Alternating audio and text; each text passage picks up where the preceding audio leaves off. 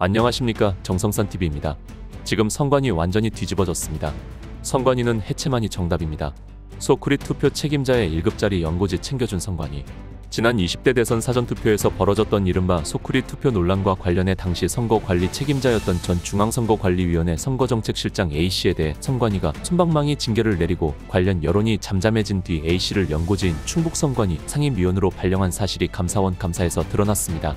A씨는 충북선관위가 위치한 청주 인근에서 초중고를 졸업했다고 합니다.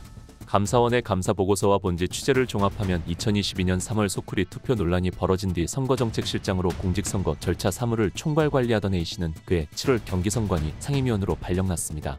A씨 거주지가 강원도 원주인 점을 고려해 비연고지로 발령한 문책성 인사조치였다는 것이 선관위 측의 설명이다. 선관위는 이후 소쿠리 투표에 대한 비난 여론이 들끓자 자체 감사 뒤 그해 12월 1일 A씨에게 정직 3개월 징계를 내렸습니다. A씨가 맡은 선관위 상임위원은 감사원이 선관위의 나눠먹기식 인사의 대표적 사례로 지적한 자리다. 선관위는 교수나 법조인 등 외부 인사도 임명될 수 있는 상임위원에 대해 4급 이상 공무원 중 선거사무에 7년 이상 종사한 사람이라는 내부 규정을 만들어 사실상 선관위 인사로만 상임위원을 채울 수 있게 만들었습니다. 법령을 위반하고 임기를 줄이거나 59세에 퇴직한다는 서약서를 받아 최대한 많은 선관위 직원이 고위직을 맡을 수 있게끔 했다. 감사원은 선관위가 절도나 상해, 사기, 도박 등 범죄 사건을 일으킨 직원에 대해 별도의 징계 절차 없이 구두주의나 경고로 끝낸 사례도 즐비했다고 지적했습니다. 다음은 민경욱 의원 SNS에 올라온 글입니다.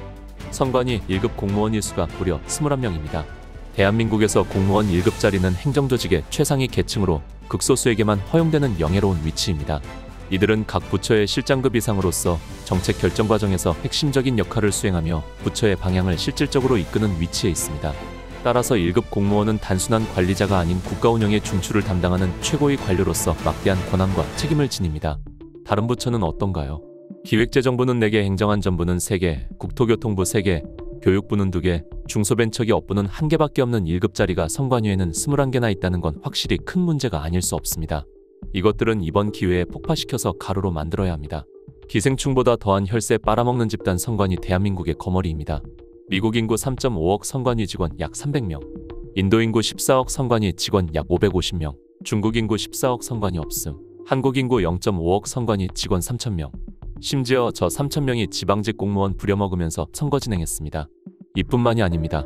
감사원의 선관위 채용 등 인력관리 실태 감사보고서에 따르면 선관위는 2011년부터 지난해까지 재외선거 업무 지원을 위해 재외공관에 총 158명의 직원을 파견했다. 이들은 짧게는 5개월에서 길게는 3년간 재외공관에서 근무했다. 재외선거관은 외교관 신분으로 외교부 예규인 재외공관 직무 파견 업무 처리 지침을 적용받는다.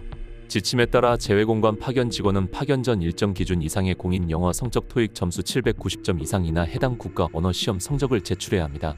감사보고서에 따르면 선관위는 2011년 최초 재외선거관 파견 당시 갑작스러운 파견을 이유로 파견 후보자 선발 과정에서 외국어 성적 요건을 면제해달라고 외교부에 요청했다.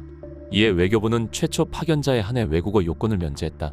선관위는 최초 파견자 55명의 활동이 완료된 뒤 재외선거관 자료집을 통해 재외선거관은 대한민국을 대표하는 외교관으로서 일정 수준의 어학 능력은 반드시 필요하다. 행정원 도움이 없으면 외부에 나가 독자적 업무를 수행하지 못할 뿐만 아니라 당직 근무 시 현지인 긴급 요청에도 응답하지 못한다고 자평했습니다.